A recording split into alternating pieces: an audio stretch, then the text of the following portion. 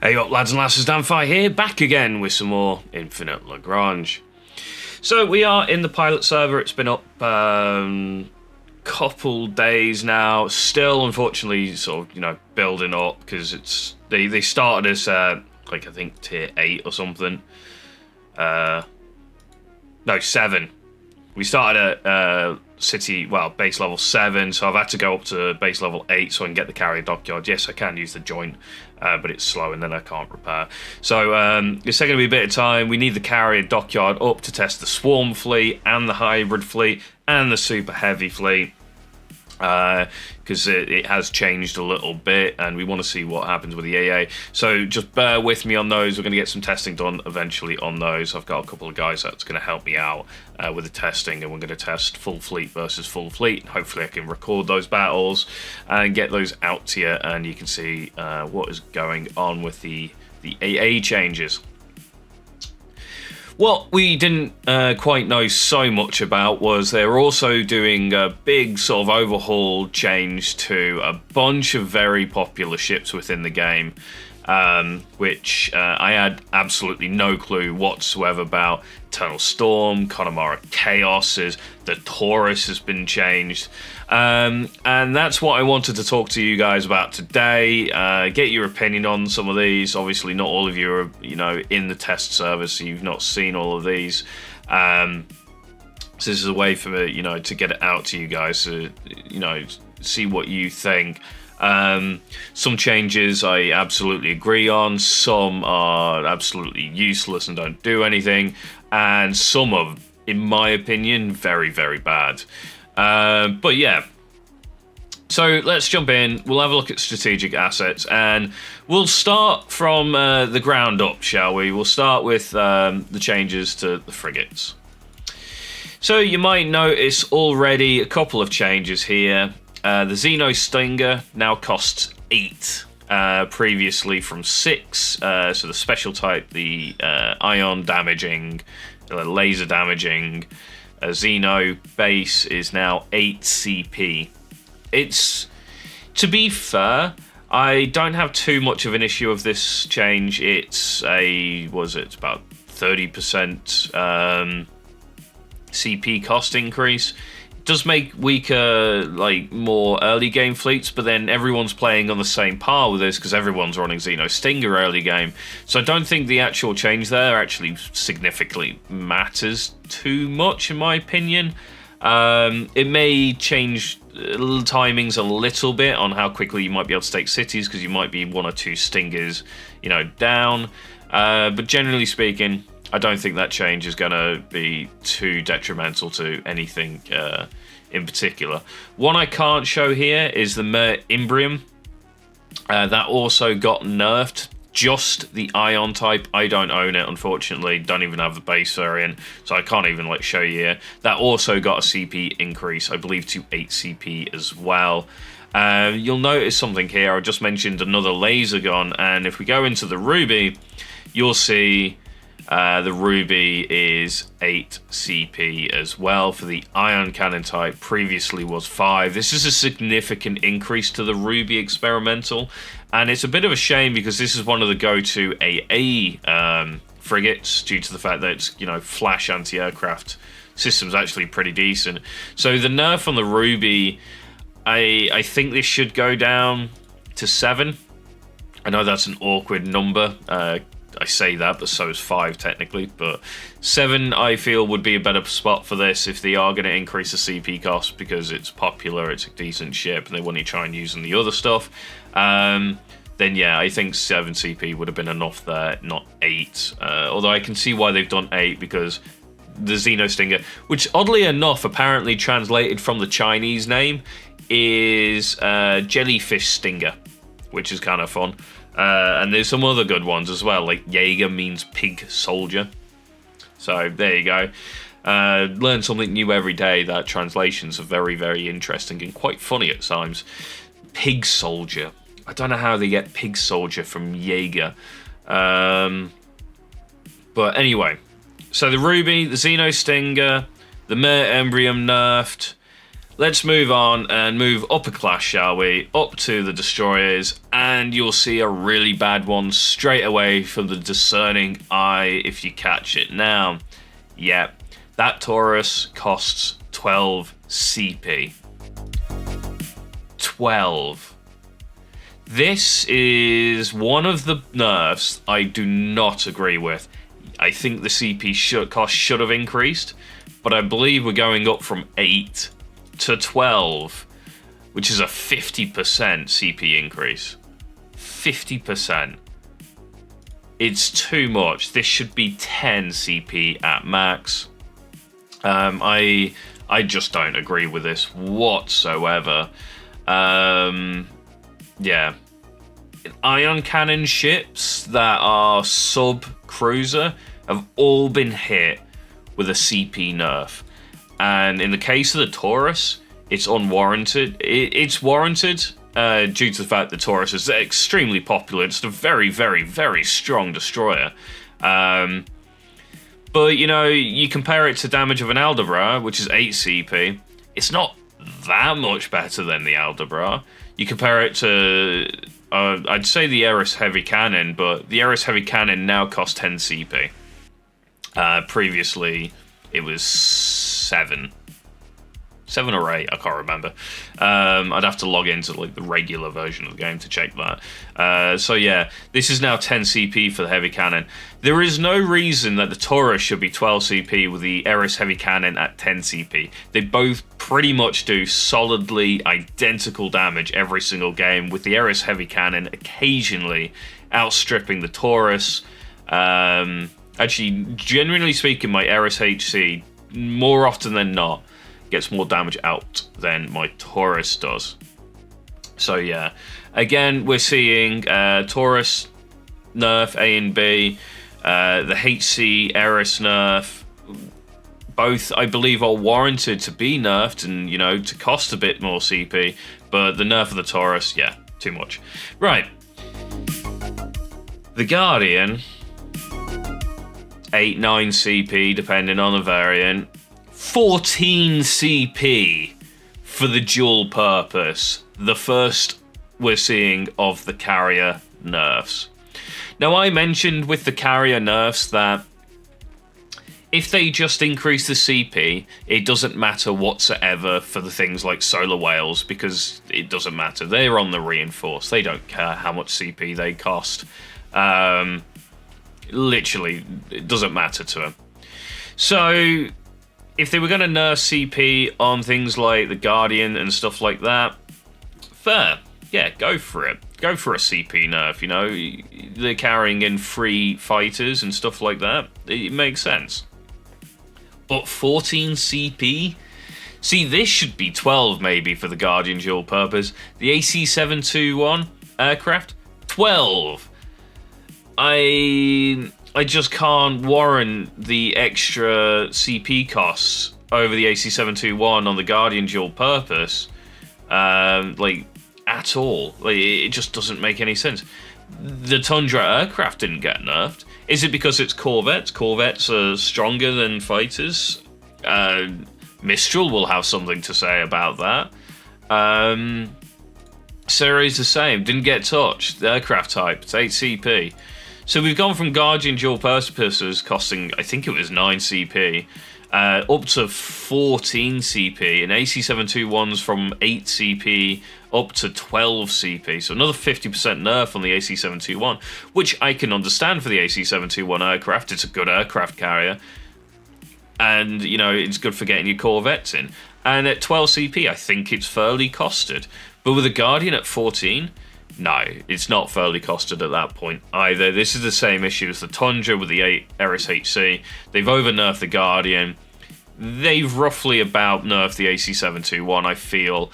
We'll have to see. Again, I haven't been able to test this. I am building Swarm Fleet as we are speaking. I'm just waiting for Solar Whales to pop, and then I'm going to get Guardians and AC-721s and Jaegers and all that out. And we're going to have a big battle, and we're going to video that, and we're going to show you some of these, what Swarm is like now, against the new AA buffs as well.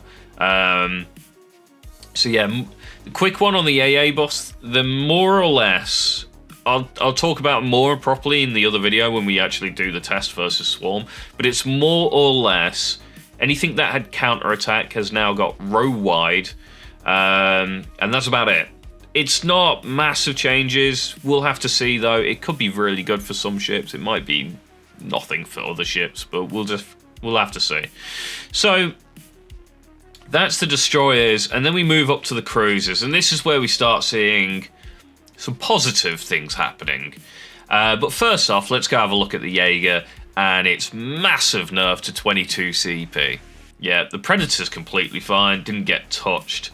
It's 18 CP for your Predators. Doesn't even matter which one. But your Jaeger, your Corvette carriers have all been nerfed, all have a CP increase, and yeah. There you go. It's costly. The thing about the Jaeger nerf is it only really affects the players still running the Jaeger and the people that don't run. I think it's the Marshall Crux that replaces the Jaeger in fleet. So yeah. And I think what they do is you drop the Jaeger and then you bring in the Marshall Crux, and it runs the same setup basically as the Jaeger. And then, yeah, and it's the same CP cost for the amount carried or something like that. I'm pretty certain that's what the end goal Swarm is, but I can't unfortunately run that. I still run Jaeger and Predator. But yeah, so the Jaeger nerf, pretty bad. On another note, there is a slight buff. I mean slight, unfortunately. It now has an 8-second cooldown on its cannon version of the Jaeger, or the Pig Soldier, as it translates from. It's still just not good enough, in my opinion. This isn't enough damage. You're paying 18 CP for... yeah, it's just not enough. And it's going to be shown even worse in just a couple of seconds when I move over. And let's talk a little bit about the light cone and the changes, not to its UAV system, but to its Minecraft projectile system, specifically the BM 8x400. It now goes from 8 to 12 attacks per round with a 20-second cooldown. Actually quite strong. You are now sat at base at just under 15,000 anti-ship firepower on the base variant. We have a look at the assault type, which has multiple of those launcher systems. You're going to see, 20,000 base firepower on this thing now. And let's just... I've got the CP here. Let's just grab all of the, damaging and cooldown effects that we can. We'll ignore the heavy ammo for now. Oh, I could just pick it up now, I guess. It doesn't really matter too much. There you go. We'll pick up the heavy ammo. And so we've got heavy ammo, double damage, hit rate, double cooldown. We're missing the cruiser hit rate here, which actually isn't too bad. You'd probably build like this anyway. And we're up to 27,000 DPM on this weapon system alone, bringing you up to 28,000. Great changes for the light cone. This really will bring it into a position where it's pretty solid, dealing with pretty much everything within the game. It's just a good cruiser now. It comes with a warning system. At 20 CP, 28,000 is not bad. Previously. Right up until we sit there and we go, let's have a look at the IO. Now, I've already upgraded the IO a little bit. I've already built a couple. And yeah. It's sat at 38,000 damage. They decreased the duration on its weapon system, I believe it was. Yeah, it is absurdly powerful now. This kind of damage output is nuts. And I've even taken the double hit rate here. So we have hit rate against the cruisers and higher class ships. We've got the hit rate, the flat hit rate. So we're running the overdrive system, the double cooldown, and one of the damage. We could drop one of these hit rates, probably the cruiser hit rate here, for more damage. And that brings it up to like 40,000 damage. 40,000 DPM on its base. It's 12,000 more than the Assault LC we just saw get buffed, and this is 18 CP instead of 20. Expect to see a hell of a lot of IOs unless they sort of tone this change down a little bit. This is probably the best cruiser in the game now. Yeah, it's kind of ridiculous. The Siege type also received a bit of love. Its damage frequency goes from 6 to 8 times, and you can see we're hitting 20,000 anti-ship fire on a Siege type IO, which is still crazy, and we're just shy of 19,000 DPM on the Siege type. Again, it didn't necessarily need it before. I could argue, I guess, with a bit of power creep from, you know, the changes to some of the outposts. And now we got like heavy outposts and large outposts, and they've all got like higher HP pools, more damage output, that kind of thing. So yeah, maybe you could warrant the Siege type one. I just can't sit here and I can't completely say. I am not ecstatic because the IO is one of my favorite ships. It is. But I think this hitting 38,000 with its 2 hit rate buffs, or 40,000 if you change to double damage on it, is, yeah, it's too much. It genuinely is. I think prior to the changes, this sat at 28,000 DPM. It's got an extra 10,000 DPM. I think that's correct. I'd have to check, but it's absurd. The IO isn't the only thing that gets buffed though into some tasty numbers. So does the Callisto. Now you'll be glad to hear that the heavy torp hasn't been changed. So that's still going to sit at 30,000 or there around, quite happily, completely fine, not a problem. The A-type and the C-type have been changed though, and they're going to sit quite happily again with some decent numbers. So let's just jump in here. We'll grab double hit rate again because I think it needs it. And then we'll grab cooldown. We only have one cooldown here, don't we? I do like trying to pick up the dual intercept here, but for purposes of showing how ridiculously strong this thing can get now, we'll go single and we'll go double damage, cooldown, double hit rate. And you'll see now that we're sat at 25,000 on its base type, which is actually very good for a cluster torpedo ship like the Callisto. What got changed was, I believe the cooldown's been reduced. I'm pretty certain it was the cooldown. It had a cooldown reduction from 24 seconds to 20 seconds or something of that nature. So yeah, again, not bad at all. It's a nice change. I actually have no issue with the Callisto changes. The support type has the same weapon system. So you got the same cluster torp here. So again, it's pretty much the same change, except you've got you know, one of these cluster systems compared to the two that the generic base variant has. So yeah, it's a good change. Can't go wrong with that one. I actually can't comment on this one too much. I think that's about where it should be. IO's overbuffed. Connemara Chaos.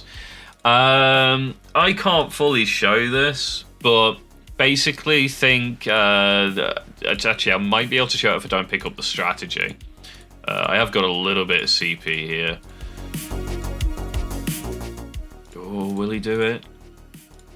I think that's enough to show it off, yeah.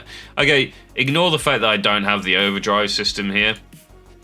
just have a look at the fact that the Plasma Caster variant of the Connemara Chaos is now pushing 40,000 damage like the IO. Again, massive buff. I think these were similar to IO. I think they're around like 28,000 DPM before, somewhere around there. Anyway, I think you can push them to 31 or 32 if you don't pick up like hit rates and stuff like that. But yeah, 40,000 DPM. Remember, this has got some level of dodge rate and sits in the back row. This thing is a pain to kill off. And now it's got more DPM than the Callisto B-type. We're going to see a meta shift from Cali B being the king of the damage dealers to the IO, and the Connemara Chaos being the king of the damage dealers. With the Connie probably slightly winning out because of being back row, so it's going to stick around a little bit more. And it does put your IO in the front row of fantastic damage, okay tank, put it with some cast auxiliary, and it's going to have a bit of fun. So yeah, big changes there. Let's carry on. We move up the ladder. I can't unfortunately show the next one because I just don't own the part of it. But it is the Eternal Storm. It's not the Vegan Ion. It is the Plasma Caster, which I don't have, the M2 slot. That has been changed. That's also got a damage buff. You can now see Eternal Storms maxed out, sat around 75-80,000 DPM, which is a hell of a lot, considering, you know, the closest to it's something like the CTG, which I haven't put any points in here, and these can sit around 80-90,000 if I'm not mistaken. They might be able to hit 100. No, they nerfed it. It used to hit 120,000, but I think around 80-90,000 now. So the ES has been brought up into line basically with the CTG. So you got 2 damage rolls, 2 tank rolls with the SD59 and Spear, and the Thunderbolt, which no one uses. So yeah, I don't dislike the change to the Eternal Storm, but yeah, that's where that is now as well. And last but not least, we have carriers. Most carriers, I think the CV3K was 35 CP. And the Marshall was definitely 40. I think the CV3K was 35 CP for it. So I think that's been increased slightly, but I'm not certain, and the notes don't state it anyway. You'll notice, though, the Solar Whale has gone from 45 CP up to 55 CP. Now, if this was a ship that got used in fleets, this would be horrendous to have to deal with. That's, you know, 50 CP extra for 5 of these.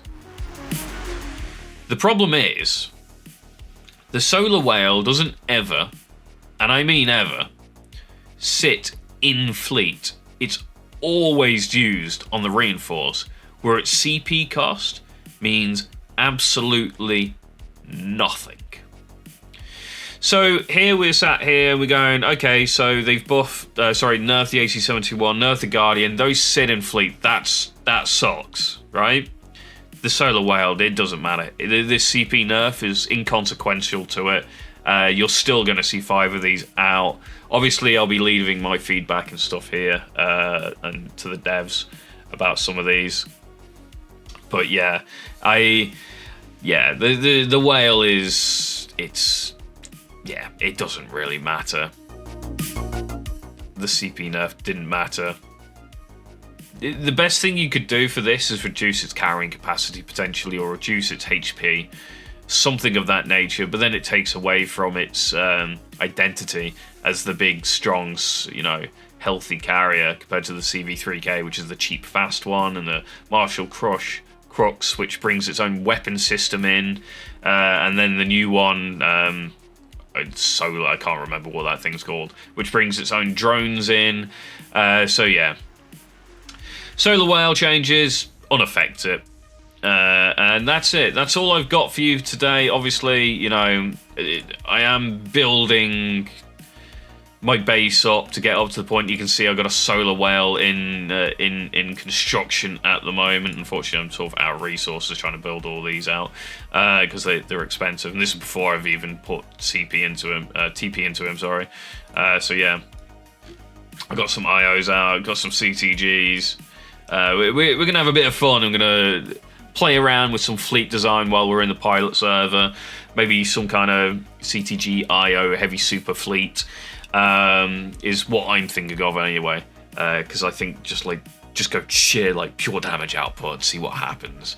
No support. We're not putting Cass Auxiliary in there. We're gonna go pure damage output. See if we can just kill a swarm fleet before it can do anything. Obviously, I'm bringing Swarm up currently. We got somebody else who's going to test a load of AA against me, so we're just going to clash, video it, and that'll be hopefully the next video you guys will see on the channel. So yeah, let me know what you think of these changes down below. Obviously, the Taurus is a massive one. I think that's too much personally. I don't disagree with the heavy cannon Eris changes. Solar Whales doesn't matter. Guardian nerf is a little bit too much. I think it should be in line with the AC721. IO, I think, has been overtuned. And yeah, there's a lot to go through. Let me know what you guys think down in the comments. Let's get a bit of a discussion going, because there's some big changes here, and they're definitely going to change the meta. Obviously, we haven't been able to test the AA yet, but that could also be quite an interesting change going on there as well. Thank you guys for watching. Don't forget to like, comment, and subscribe, and I'll catch you next time.